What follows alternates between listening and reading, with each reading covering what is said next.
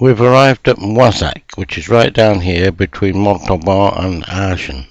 The Benedictine Abbey Church of Saint-Pierre, a masterpiece of Romanesque sculpture. It is perhaps best known for its south porch, with this remarkable tympanum completed around 1130.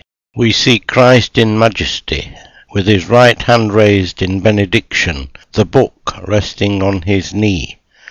He is surrounded by the apostles and the 24 elders of the Apocalypse, as described in the book of Revelation. We saw these chaps before with their musical instruments on those Romanesque churches in the Saintonge. Moorish details on the door jambs reflect the cultural influences from Spain which existed at the time. The centre pillar, decorated by a series of fantastic lions, supports a lintel of classical rosettes. The sculptures to the right of the entrance door include, I am told, representations of the Annunciation, the Adoration of the Magi, and the flight into Egypt. Those to the left of the doorway include representations of the story of Lazarus and the punishment of pride and luxury at the Last Judgment.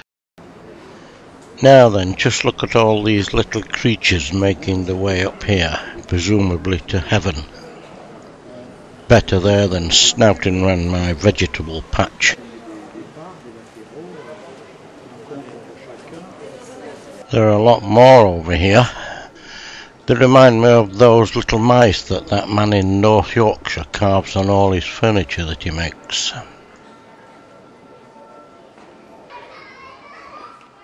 We'll go inside now, quietly, because there's a service going on.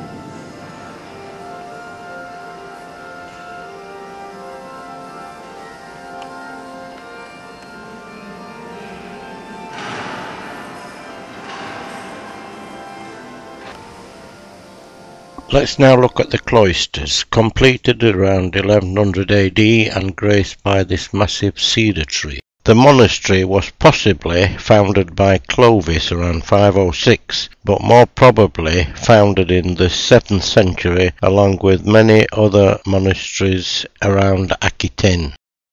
Incidentally, I am informed that these capitals show a strong Byzantine character. The first Romanesque building was erected around 1063 and enlarged in the following century as it became a stop on the route to Compostela. It was ransacked by our old friend Simon de Montfort in 1212 during the campaign against the Cathars. The Arabs, the Normans and the Huns did the same thing. It has survived various other wars and conflicts. During the Revolution, the cloister was used as a gunpowder store and the church as a billet for soldiers. In the 1850s, it narrowly escaped demolition to make way for the Bordeaux-Toulouse railway line. We've just time now for a quick look around the market. But we must be pressing on now towards our overnight stay at Rodez. On the way we're going to stop at Villefranche-de-Rouergue, which is at the end of that big red arrow there. It was worth stopping to have a look round, even in the pouring rain. On the banks of the river Aveyron, it was built as a bastide town around 1252 by the Count of Toulouse. A bastide is a town whose central core can be defended against attackers. These narrow streets leading up to that central area are all part of the defence. We recognise this arcaded arrangement of the centre as we have seen several like it throughout southwest France. We saw Montauban in France 4 part 12, and Libourne, Montpazier, Beaumont and several others in episodes still to come. On the east side of this central square stands the massive church of Notre Dame, its tower fitting into the arcade arrangements, and the church itself no doubt being the final bolt hole for the defenders.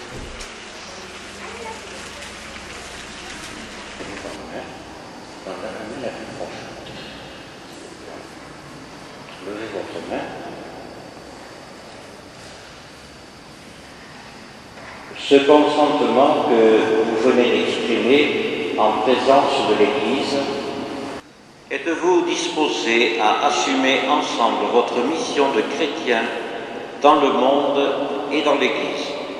Oui. Oui.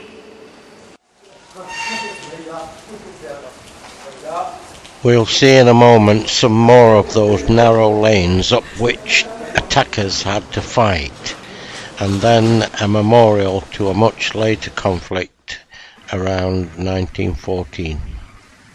Now again and reluctantly we have to leave and press on towards our overnight stay in Rodez.